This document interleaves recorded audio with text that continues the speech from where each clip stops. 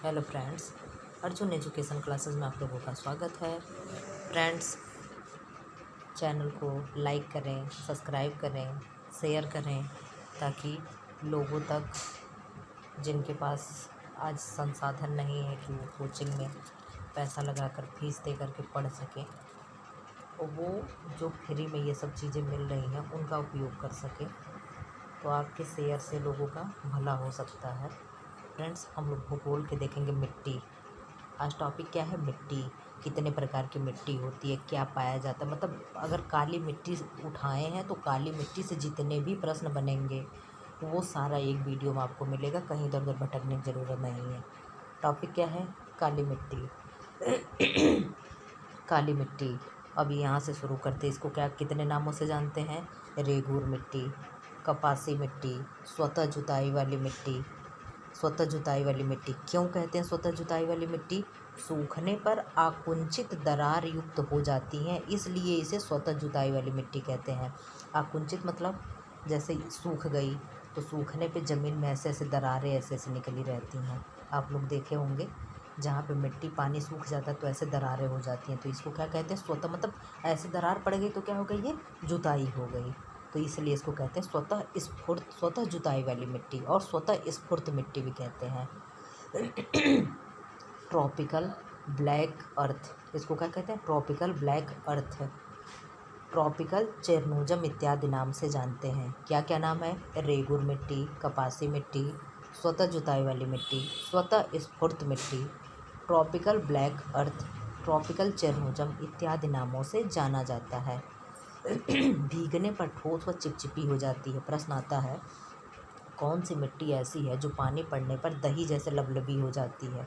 जैसे दही होती है एकदम ऐसे लसलसी हो जाती, तो कौन सी मिट्टी है? काली मिट्टी। कपासी मिट्टी किसे कहते हैं? काली मिट्टी को। रेगूर किसे कहते हैं? काली मिट्टी को। तो भीगने पर ठोस व चिपचिपी हो जाती है। ये लगभग 49.8 मिली हेक्टेयर क्षेत्र पर फैली हुई है, और अगर परसेंट में पूछे तो 15.2% क्षेत्र पे फैली है। कौन मिट्टी? काली मिट्टी। तीव्र जल धारण क्षमता होती है इसमें। क्या होती है? तीव्र जल धारण, मतलब थोड़ी सी भी पानी मिली तो ये झटके से इसमें क्या करेगी? अपने अंदर इसको सोख लेगी। निर्माण दक्कन के लावा के अपक्षय से हुआ है। काली मिट्टी का निर्माण कैसे हुआ है? लावा से। लावा किससे निकलता है? किससे निकलता है? वोल्केनो से। लावा वोल्केनो से निकलता है, ज्वालामुखी से। ज्वालामुखी उद्गार भेदन से ये उसके राख और उससे जो निकलती है लावा, उससे क्या कहते हैं? उसको क्या कहते? उसी से इसका निर्माण हुआ है काली मिट्टी का। ऊंचाई के भागों की तुलना में निचले क्षेत्रों में ये मिट्टी अधिक उपजाऊ होती है। अगर मान लीजिए कोई ऊंचा यहाँ पहाड़ है, अगर यहाँ काली मिट्टी है तो ये ज़्यादा उपजाऊ नहीं रहेगी, अगर यहाँ है तो ये मिट्टी ज़्यादा उपजाऊ रहेगी। नाइट्रोजन, फास्फोरस और जैविक पदार्थों यानी कि ह्यूमस की कमी होती है। क्या क्या? नाइट्रोजन, फास्फोरस और जैविक पदार्थों यानी कि ह्यूमस की कमी होती है। ये कहाँ कहाँ पाया जाता है? समूचा महाराष्ट्र में, मतलब पूरे महाराष्ट्र में, संपूर्ण महाराष्ट्र में, पश्चिम मध्य प्रदेश में, गुजरात में, आंध्र प्रदेश में, कर्नाटक में, राजस्थान में, उत्तर प्रदेश के कुछ क्षेत्रों में। यह मालवा पठार की प्रमुख मिट्टी है। मालवा पठार की प्रमुख मिट्टी है। ये उर्वर मिट्टी है, मतलब इसमें उर्वरता ज़्यादा होता है, कोई भी चीज़ लगाओ तो इसमें, इसीलिए दक्षिण भारत में इसका प्रतिशत ज़्यादा है काली मिट्टी का। ये उर्वर मिट्टी है तथा कपास, अरहर, फलीदार फसलें और नींबू वंशीय फलों के लिए उपयुक्त होता है। मतलब नींबू वंशी मतलब क्या हुआ? सिट्रस फ्रूट्स, संतरा हो गया, इसीलिए तो दक्षिण भारत में क्या होता है? संतरा उतरा दक्षिण भारत में ज़्यादा होता है। नींबू हो गया, संतरा हो गया, कीनू हो गया, ये सब क्या है? इस मिट्टी में ज़्यादा होते हैं। फलीदार फसलें, अरहर हो गई, कपास हो गई, तो या और सूरज वो क्या कहते हैं, अरे ये सोया जिससे निकलता है वो हो गया, तो वो सब इसमें काली मिट्टी में अधिक उपजाऊ होते हैं। इसमें लोहा, चूना, कैल्शियम, पोटाश, एल्युमिनियम एवं मैग्नीशियम कार्बोनेट की अधिकता होती है। किसकी किसकी अधिकता होती है? लोहा, चूना, calcium, potash, aluminium, magnesium carbonate की अधिकता होती है। और कमी किसकी होती है? नाइट्रोजन और फास्फोरस, नाइट्रोजन, फास्फोरस और ह्यूमस की कमी होती है। लगभग लगभग ये सारे मिट्टियों में होती है। जब हम लोग सब मिट्टियों को देखेंगे तो उसमें देखेंगे। इसमें अधिकता किसकी है? लोहा, चूना, कैल्शियम, पोटाश, एल्युमिनियम एवं मैग्नीशियम कार्बोनेट की अधिकता होती है। जिप्सम का उपयोग मिट्टी की लवणता एवं क्षारीयता की समस्या का दीर्घकालीन उपाय है। मतलब अगर हमारे मिट्टी में लवणता एवं क्षारीयता की समस्या है तो उसके लिए क्या करते हैं? जिप्सम मिला देते हैं मिट्टी में, तो इसकी समस्या ख़त्म हो जाती है। तेजाबी मिट्टी को कृषि योग्य बनाने के लिए चूना का उपयोग होता है। चूना का उपयोग होता है। ये फ्रेंड्स काली मिट्टी थी। काली मिट्टी के संपूर्ण क्वेश्चन यहाँ से कवर होते हैं, इससे एक भी क्वेश्चन बाहर नहीं आएंगे।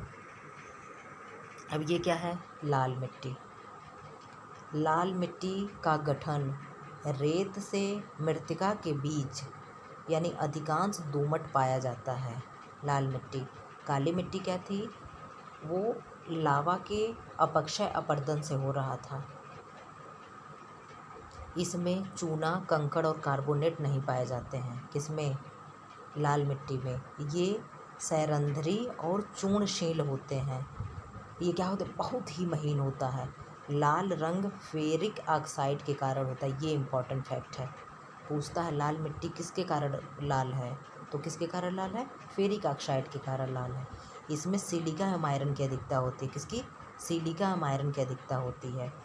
जहाँ सतह की मिट्टी का रंग लाल होता है वहाँ नीचे जाने पर यह पीत में परिणत हो जाती है। क्या मतलब? जहाँ सतह की मिट्टी का रंग लाल होता है वहाँ नीचे जाने पर, अगर मान लीजिए ये एक ज़मीन है, इसके ऊपर की मिट्टी लाल है, अगर ये एक परत हम ऐसे निकाल लें तो नीचे की जो मिट्टी परत है वो क्या हो जाएगी? नीचे की मिट्टी हो जाएगी पीली। नीचे की मिट्टी ये पीली हो जाएगी। ऊपर हमने लाल निकाल लिया तो ये क्या हो जाएगी? नीचे की मिट्टी, ऊपर से ये लाल निकाल लिए तो फिर नीचे क्या बचेगी? पीली मिट्टी बचेगी। पीली में परिणत हो जाएगी। ये क्या थी? लाल मिट्टी। ऊपर क्या थी? काली मिट्टी। ये क्या है? मृदा अपरदन। ये प्रश्न बहुत ही इम्पोर्टेंट है अपने आप में। मृदा अपरदन पूछता है मृदा अपरदन रोकने के क्या क्या उपाय हैं। ये आप लोग चाहें तो मेंस के एग्ज़ाम में भी ये काम आएगा। वनारोपण, समुच्च रेखीय कृषि। समुच्च रेखी मतलब जिस पे वो होता है चाय वाय की खेती होती है, ऐसे ऐसे खेती होती है बना बना करके। ऐसे सीढ़ीदार, ये थोड़ा ऊंचा रहेगा फिर ये नीचा रहेगा, ये ऐसे कर करके सीढ़ी जैसे बना बना के होती है। क्या है? समुच्च रेखीय है। समुच्च रेखी कृषि। पहाड़ी क्षेत्रों में सीढ़ीदार खेती, ठूठ एवं घास पात का उपयोग, अवनालिका रोधन, अवनालिका रोधन अधिकता, पशुचारण, झूम कृषि नियंत्रण। झूम कृषि मतलब, झूम कृषि क्या होता है? मान लीजिए ये जनजाति हैं, यहाँ पे जंगल लगे हैं, ये एक बाग है जिसमें पेड़ पौधे लगे, तो ये क्या करते हैं? जंगल को काट के गिरा देते हैं। उसके बाद क्या करते हैं? वो सूखने पे इसको आग लगा देते हैं। जब ये जल जाता है तो इसी के राख में खेती करते हैं। इसे ही झूम कृषि कहते हैं। अवनालिका अपरदन क्या हो गया? सबसे अधिक अवनालिका अपरदन कौन बनाती है? कौन बनाती है? चंबल नदी बनाती है। तो अवनालिका अपरदन मतलब कि नदियाँ जैसे जा रही हैं, ऐसे जो खड्ड बनाती हैं इसे अवनालिका कहते हैं। ये जो हो गया ये क्या है? ये सब अवनालिका है। अवनालिका रोधन, पशुचारण, झूम कृषि नियंत्रण, वायु वेग में या अपरदन में रुकावट। अब मान लीजिए ये हवा चल रही है और ये ऊपर से आ रहा है तो ये पानी आ रहा है, क्या करेगा? ये मिट्टी को काटता रहेगा। तेज़ हवा से भी तेज़ पानी से भी, दोनों से मिट्टी का कटाव तेज़ होता है। ये क्या है? मृदा अपरदन से प्रभावित क्षेत्र। कौन कौन प्रभावित हैं? चंबल और यमुना नदियों की उत्खात भूमि। चंबल तो फेमस है, चंबल की उत्खात भूमि। पश्चिमी हिमालय की गिरिपाद क्षेत्र। छोटा नागपुर का पठार। छोटा नागपुर पठार मतलब झारखंड के बगल में, बिहार झारखंड। ताप्ती साबरमती घाटी गुजरात में। महाराष्ट्र का रेगुर मिट्टी क्षेत्र। रेगुर यानी वही काली वाली मिट्टी। राजस्थान, गुजरात, हरियाणा का शुष्क क्षेत्र। वैज्ञानिक शस्य आवर्तन विधि को अपनाया जाता है। मृदा अपरदन रोकने के लिए, मृदा अपरदन से प्रभावित ये क्षेत्र हैं और ये मृदा अपरदन रोकने के उपाय हैं। अब क्या है, मृदा विस्तार का सही और वही क्रम, कौन कौन मृदा क्रम में सर्वाधिक है इसको हम देखते हैं। यहाँ क्या है, पहले जलोढ़ है, सर्वाधिक मात्रा में क्या है, जलोढ़ है, फिर क्या है, लाल है, फिर काली है, फिर लैटराइट है। मृदाओं का उनकी तहों में मोटाई का बढ़ता क्रम, पहले क्या है, चेरनोजम है, फिर क्या है, चेस्टनम है, फिर क्या है, लैटराइट है, फिर एल्यूवल सॉइल है।